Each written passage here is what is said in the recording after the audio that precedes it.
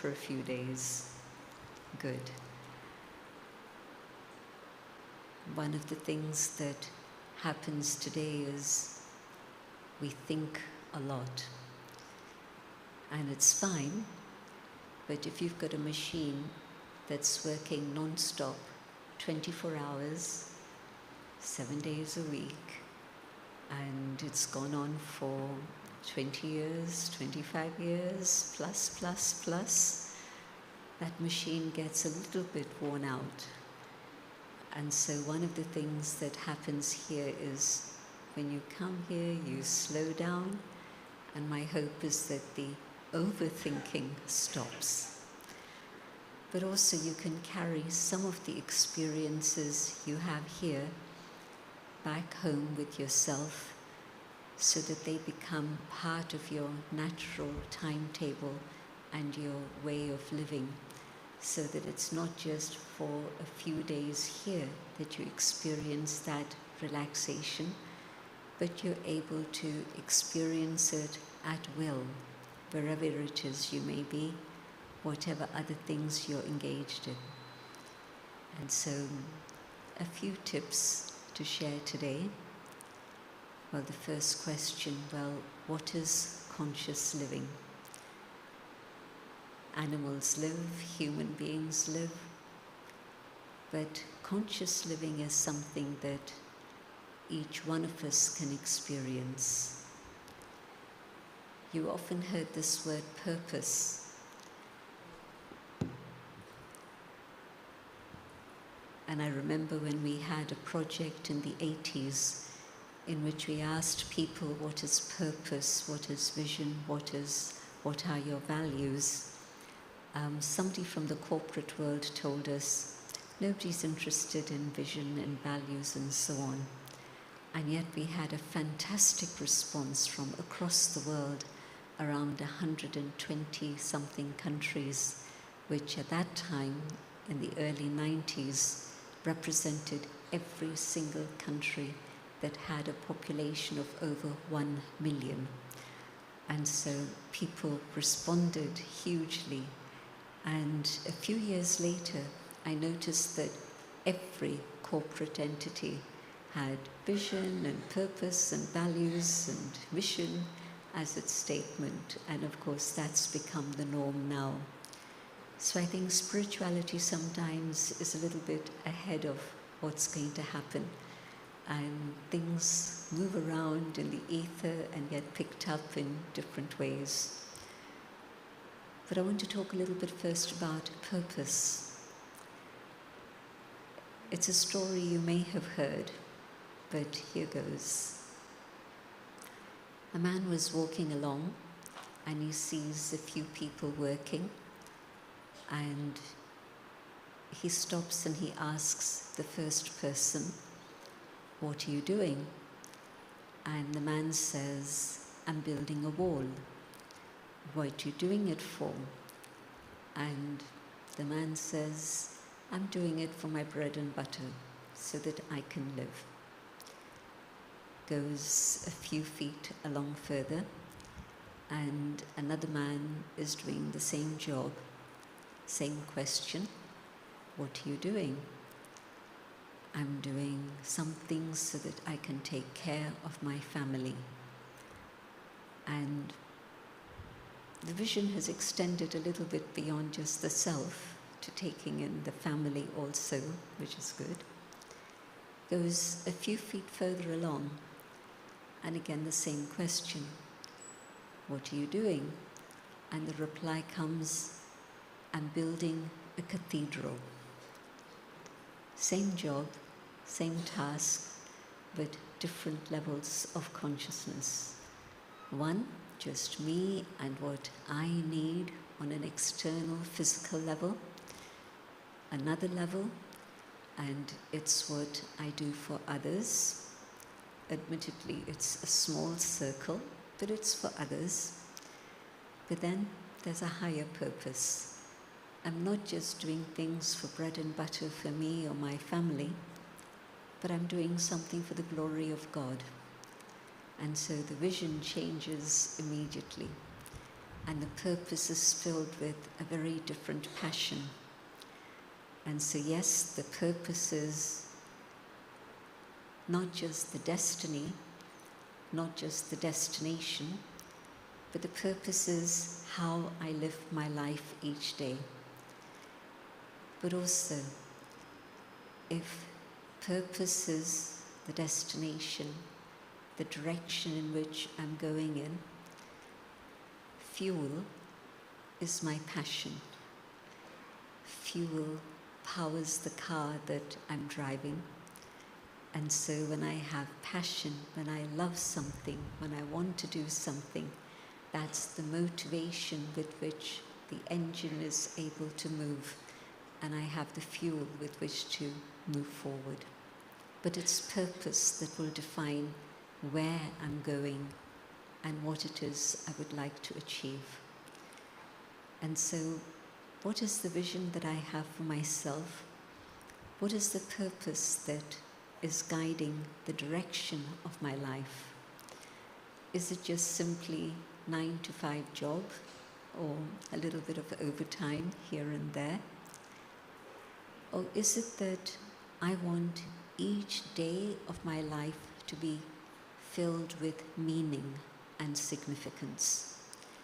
And that's not determined by position or by responsibility. It's what it is I bring to the responsibility and the role. Can my life be meaningful here and now? I don't want my life to be meaningful 10 years from now or 20 years from now. I want my life to be filled with meaning here and now. And so when my life is not just for myself, but when I'm aware of helping others also move forward in some way or another, to have their lives flourish, my flourishing happens when I enable others to flourish. Do you agree? Yes? Anyway, think about it. And so conscious living means to make each moment of my life filled with meaning, filled with significance, so that it develops a purpose. And very often we ask the question, well, what is my role? What is my responsibility? Not just in terms of the logistics, but in a bigger frame. And if I'm aware that every life is valuable and my life is valuable, then every moment of my life is filled with value, and it's going to be of service to others around me also. I want to give you a little equation. But the first question within the equation is, what is it that's actually the main concern that you have? And if the main concern that I have is my work output, then it means a lot of stress, a lot of pressure, a lot of competition, maybe a little bit of cooperation and collaboration. But the other things take over more. And I know that within the IT industry, it's maybe one of the hugest factors in terms of pressure, time frames, and the scales that you're working with. But what about relationships? Where does that fit in within the equation? And if work output is my only concern, then am I going to trample on other people's toes as I try and move along? And we do that sometimes, not really knowing that we're doing. But when I'm conscious, then I'm very aware that without proper attention to relationships, the work output is actually going to suffer. It's not that by squashing other people's feelings, the work productivity is going to go up. It's definitely not. But even more than relationships, there's one other aspect which is more significant, and that is the time I give not to myself on a selfish level, but the time I give to nurturing the inner being, the spirit that I am, the soul that I am. If I give time and attention to nurturing myself, then I have greater capacity to be able to manage relationships in a meaningful way. And if I've managed relationships well, it's an investment, because then at the time of need, at the bottom of the pyramid is work output. Just think about it for a moment. If I haven't given time to sustain the inner being, which means I'm not just concerned about my physical needs. Yes, that's absolutely vital, very important, so no denial of that.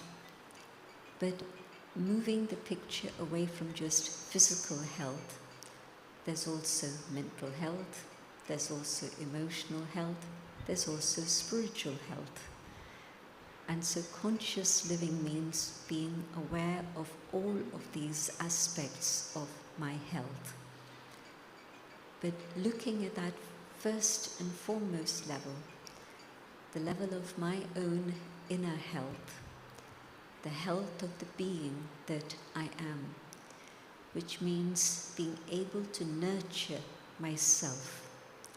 If I don't know how to look after my own inner well-being, I don't know how to look after my emotions, and definitely I'm not going to be in a very good condition to look after my mental or my physical health. Looking after my spiritual well-being means that I'm able to sustain myself fully. And when I do that, my emotional health, my mental health, and my physical health also fall into place. And so me time doesn't mean just a little bit more sleep or playing tennis and golf. All of that is fine, of course. You can carry on doing all of that. But me time means actually being able to see what's going on inside of me. And in that in particular, I know from experience that giving time to the inner being means I make sure that the purpose of my life is very clear and I'm moving forward with understanding, meaning, and significance.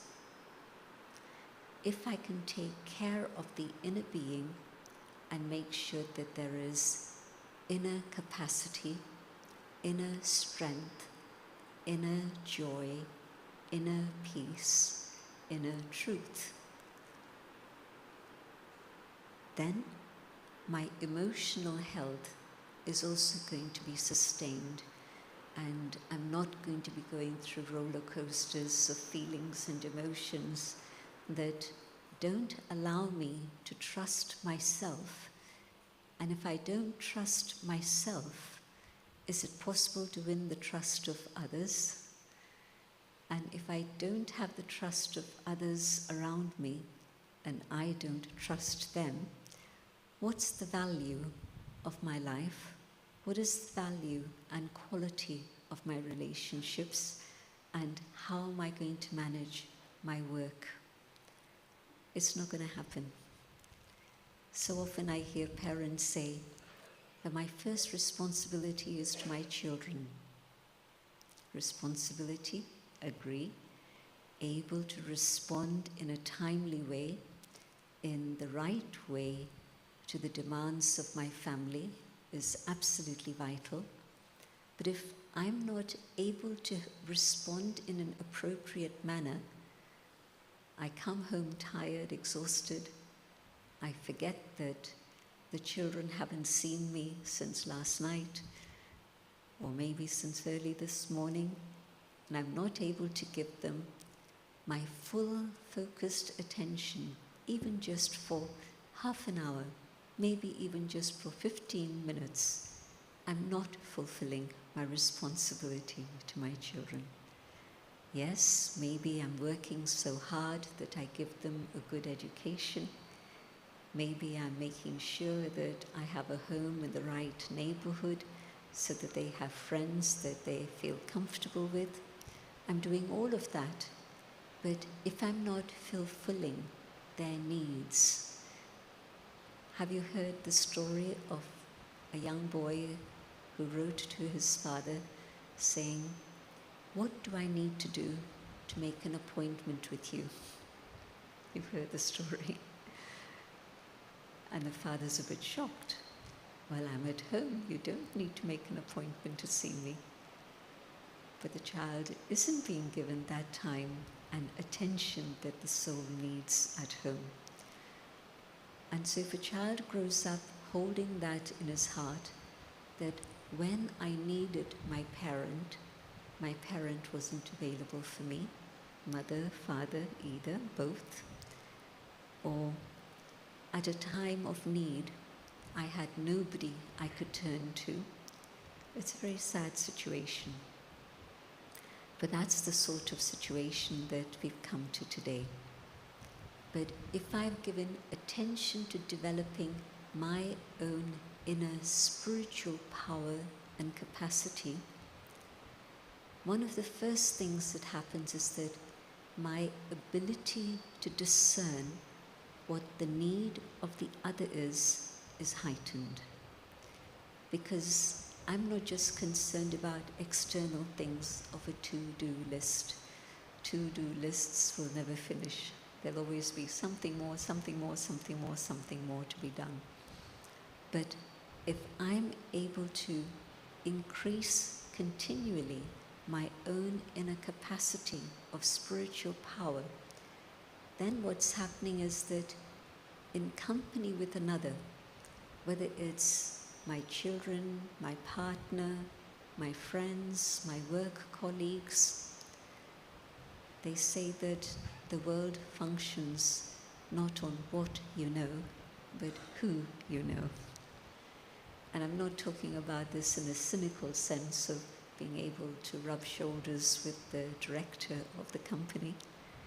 I'm talking about how well do I know others who I work with.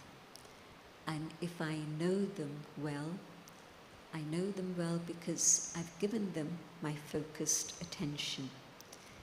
And if I've given you my focused attention, you know that there's a very warm feeling that happens if I do that. And if physically I'm present with you, but my mind is elsewhere, then you can also see that, you can also feel that. And so there isn't real contact, real communication happening. You know, if the father's got one eye on the television to watch the news, that's very important. And on the other side, the child is demanding attention. What do I do? Am I going to look here or am I going to give attention? And so my point is that unless I make sure that I've given myself time each day to talk to myself, to get my own feelings and emotions cleaned out, without that, I'm not going to be connected to my own inner core values because I've forgotten about them. I'm living life on a superficial level. But in conscious living, I'm aware of my own inner core values, and I have the capacity to be able to follow them through in my life. How often is it that you know what is the truth, and yet the atmosphere around you is pushing you in a different direction, and you don't have the power to be able to say, I need to follow my values. I need to follow my conscience. You're distracted by all the other things around. And maybe money is a factor, maybe time is a factor, maybe trying to please someone else is a factor. Could be any of those things. But if I'm not true to my own values and my own conscience, how am I going to fulfill my life in a meaningful way? How am I going to be able to sleep comfortably at night? Or am I going to live a life in which my conscience is disturbed and is at war with me? It's not a very healthy state of affairs, and it's definitely not a very conscious way to be living. It's said that education is the foundation for life. I believe that totally. All of you have reached the position you have in your life through education. If you didn't have that opportunity, you wouldn't be here. But there's many different types of education. And I want to talk about spiritual education. If I don't know what's going on the level of my thinking, why are my thoughts going here and there? How can I learn to focus them and move forward with that attention and concentration? If my thoughts are pulled in different directions, what's going on? If my feelings and emotions keep getting in the way of what I know is right, do I follow my emotions, which are a roller coaster, at one moment here, another moment there? Or do I follow the dictates of my conscience?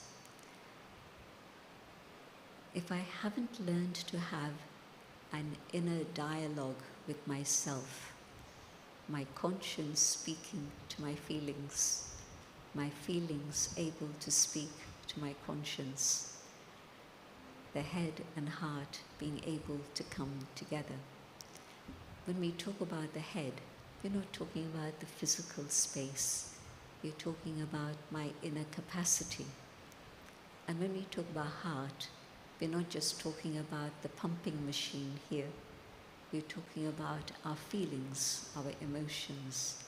So in fact, everybody has two hearts, the pumping machine, but also the inner understanding and my feelings.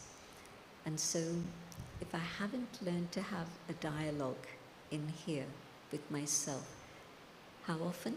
Once a year? Do you have a dialogue with yourself once a year?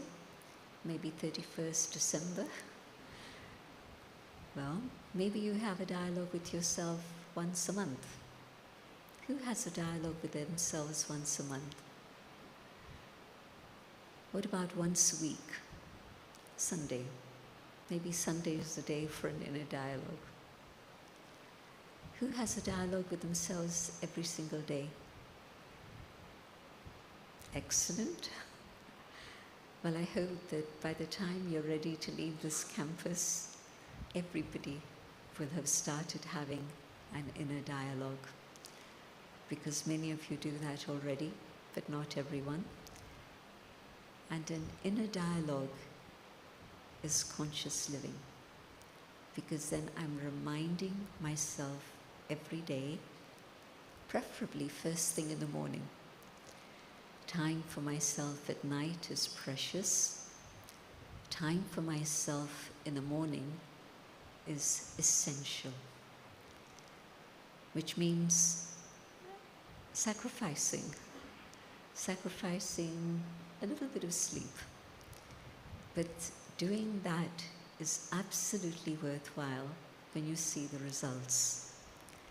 Because that time in the early morning, before the rest of the family wake up, and in that short space of time in which America is sleeping and India is also not yet awake, in that short space of time, just give yourself time for yourself, for silence, to just check, am I clear about purpose?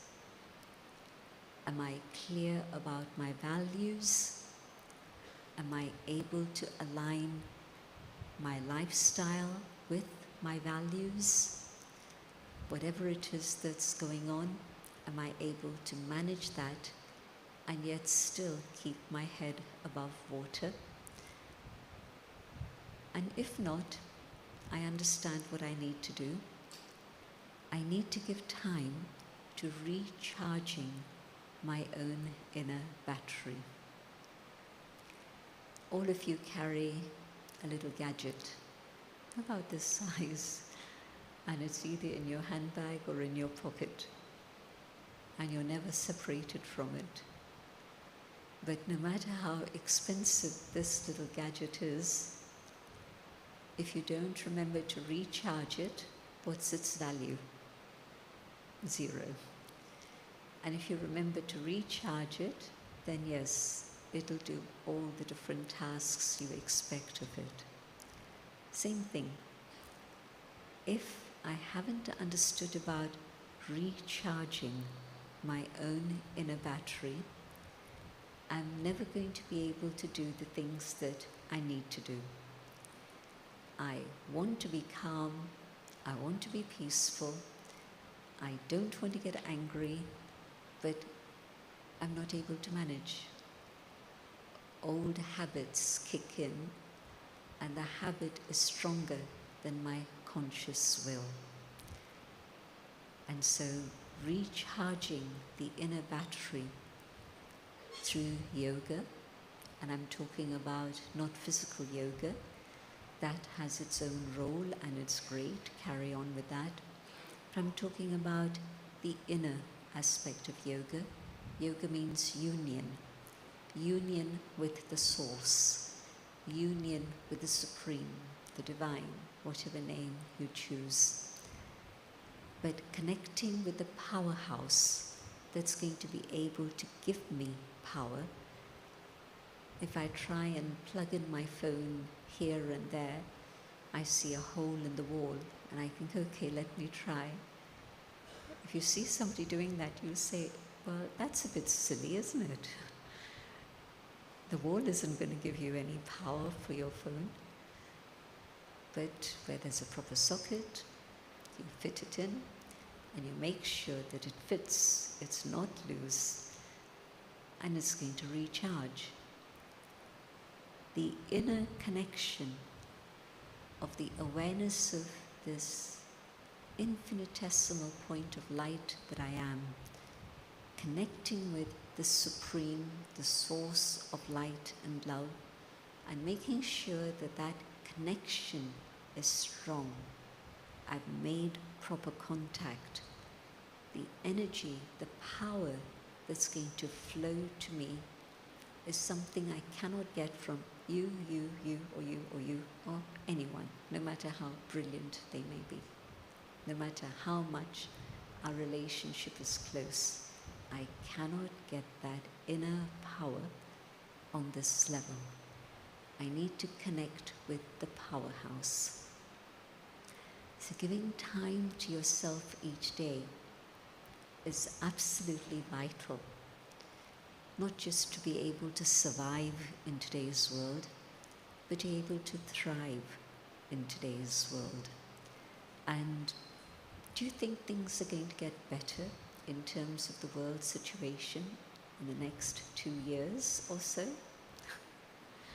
You know better than me the state of the world, the state of the economy, the state of politics, the state of climate, the state of the environment, the state of relationships.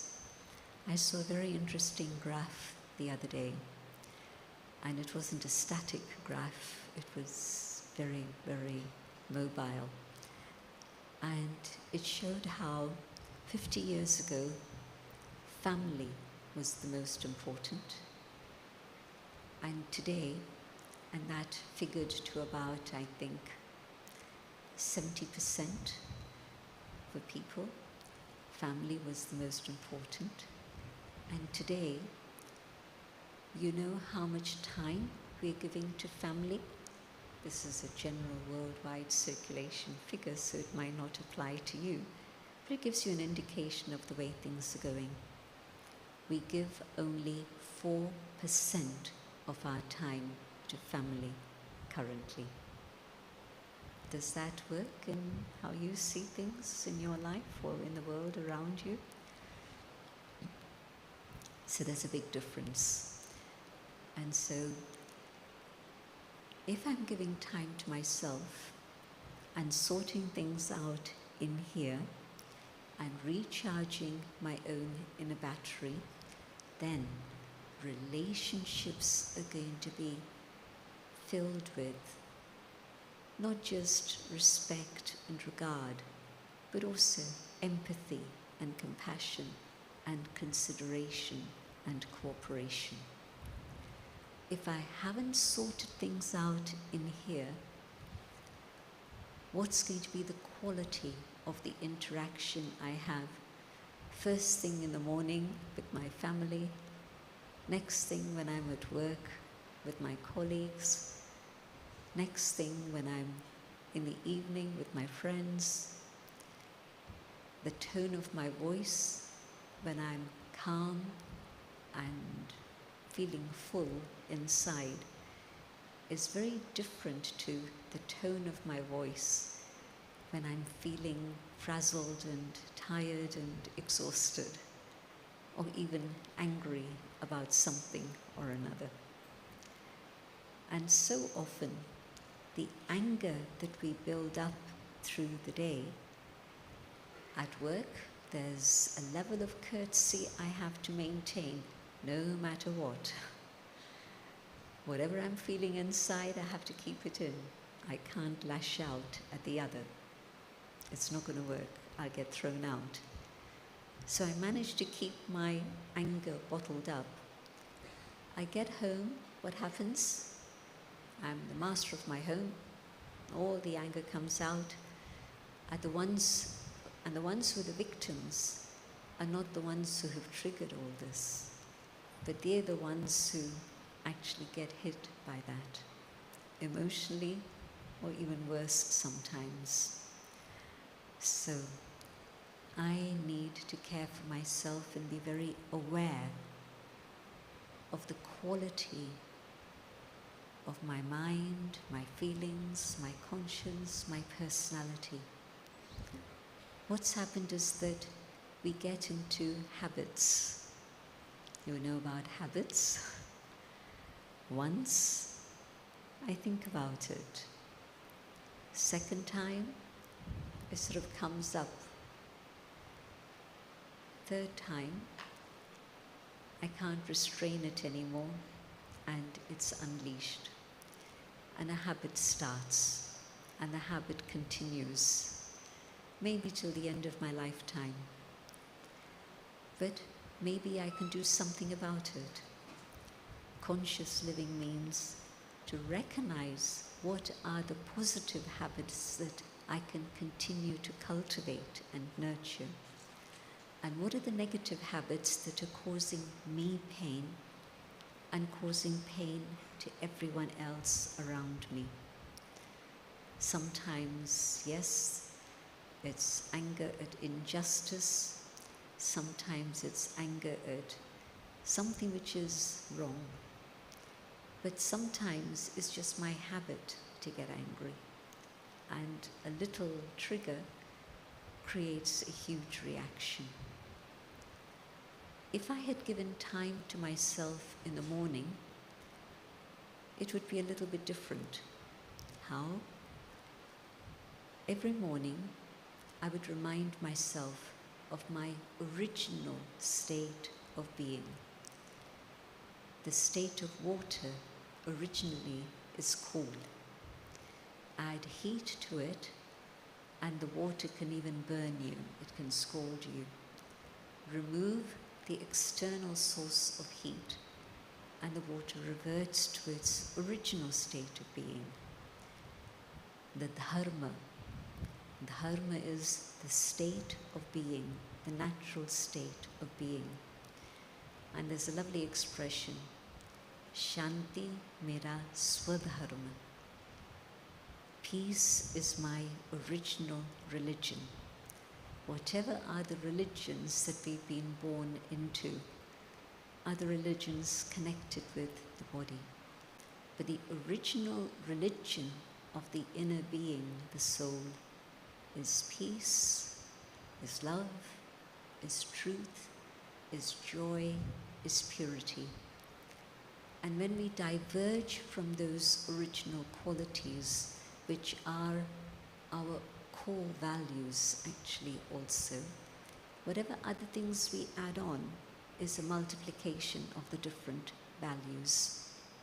But these 5 qualities are the original state of being of the soul. And if I remind myself, not just as a mantra, but coming to that experience, not stopping thoughts, but letting thoughts slow down so that I come to that awareness and that feeling that yes, peace is my natural state of being.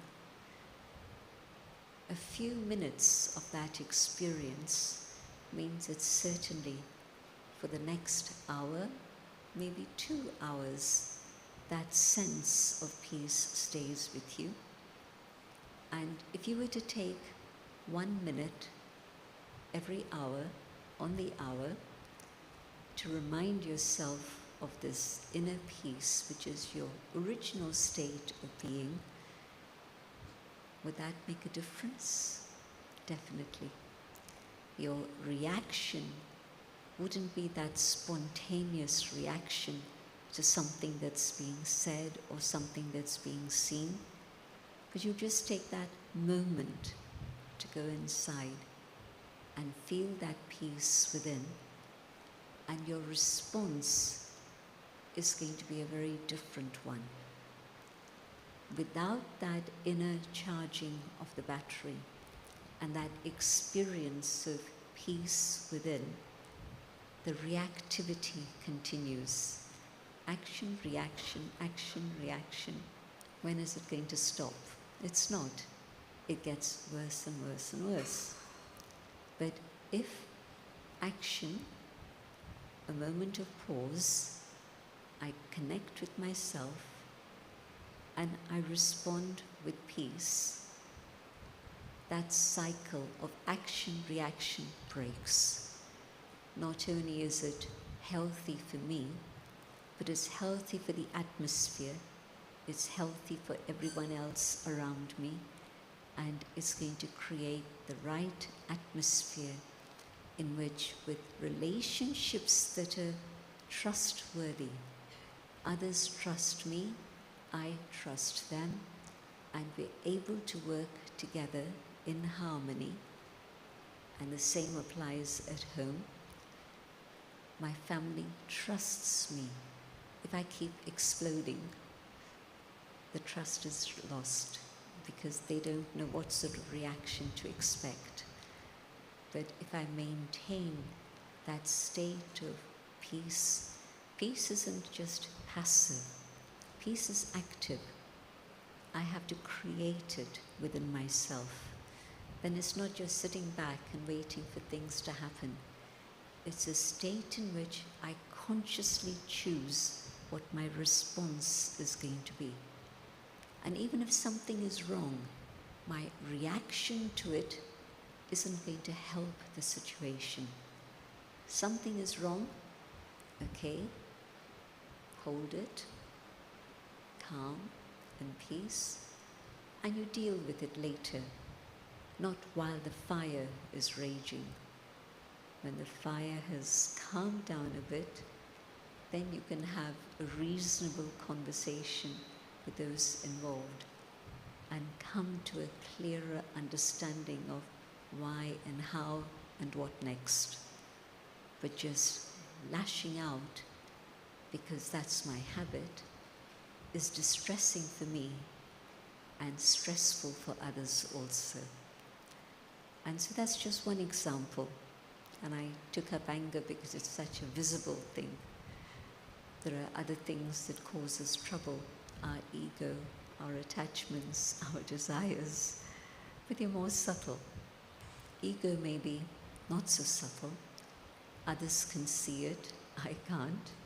It's the monkey's tail. It's there and everybody else is seeing it, but I don't see it for myself.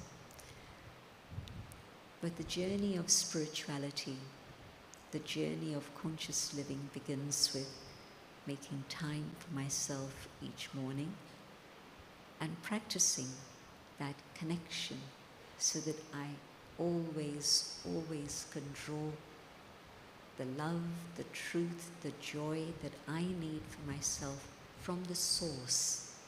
Go to a little stream, it's limited. Go to a river, it's going to dry up at some point. But connect with the source, and it's there for you to benefit from forever. And I know that you all have many other questions, but overthinking and anger came up very strongly in your questions. So the overthinking, I need to learn to apply a brake. Can you imagine if you were to learn to drive a car but didn't know where the brake was and didn't apply the brake or didn't have the brake checked regularly and brought up to scratch? Same thing. Thoughts are always going to be there, but I can do two things. I can press the pause button and just for a few moments connect with my own original qualities, connect with the one above, and draw that peace and power within myself. Just imagine if you had access to unlimited love, unlimited, unconditional, totally available at all times. Would your life be different? I'm sure it would. Why? Because then you could be the one who's able to share that. And I don't mean exclusive love for 1, 2, 3 people. I'm talking about a love that's able to encompass everyone, a love that's inclusive, a love that's translated into care and compassion, support and cooperation. These are things that we need in our life to have a healthy life. And so being able to connect and draw these qualities. Was I peaceful a long time ago? But now, this experience of peace from the ocean is reminding me to hold peace in my thoughts, my feelings,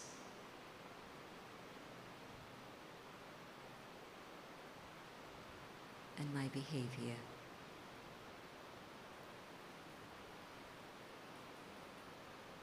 Connected with the divine. I send thoughts of peace out into the world.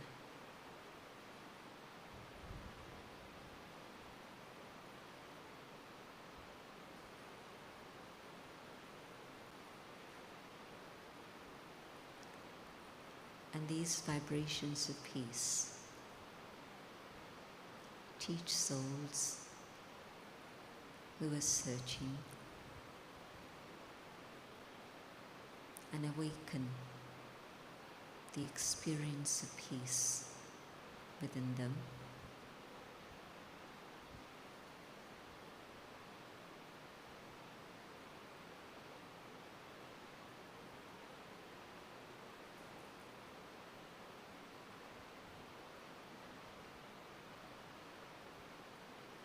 Human hearts and minds become calm and peaceful.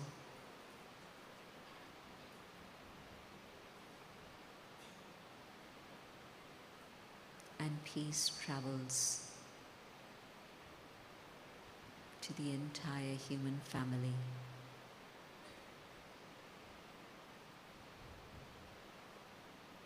Peace travels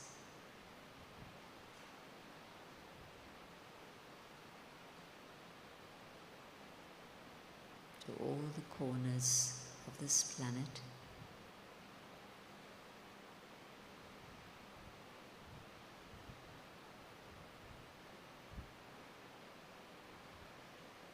And the world becomes peaceful.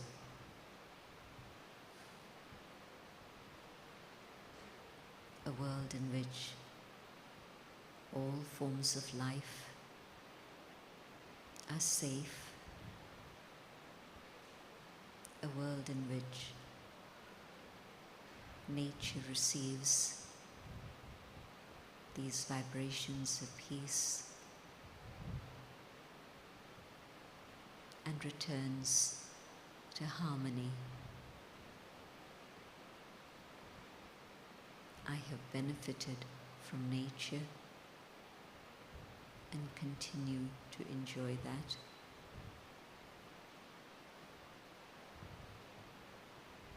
But now it's my turn to serve nature.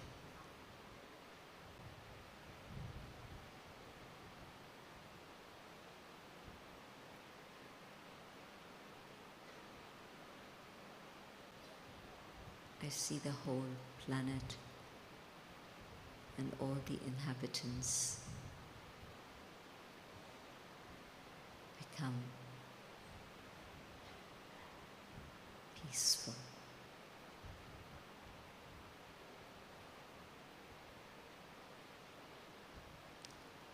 I hold this awareness and I come back to the moment here and now. But now I keep the awareness of peace so that it informs my thinking, my speaking, and my doing.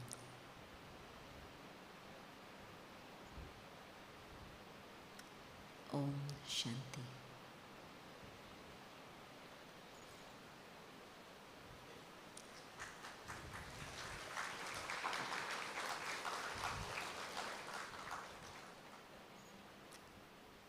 Thank you for your attention.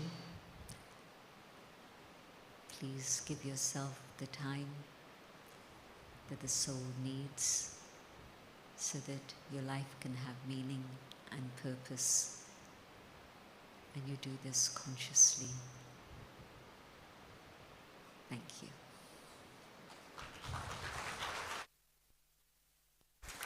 Thank you, Didi. And let us all do an air clap for Didi.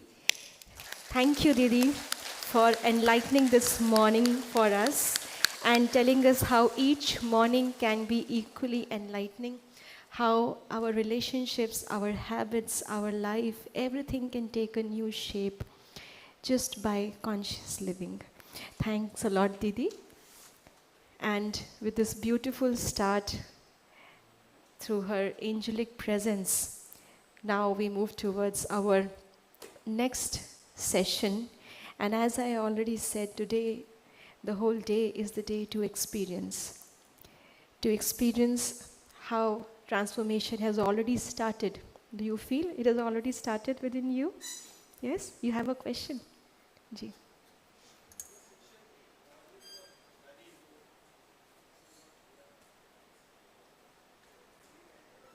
Yes, all these sessions are already going live on YouTube. So you can view all these sessions on the YouTube channel of IT Wing. So, yes. You were asking the same thing? Did I answer your question? Yes.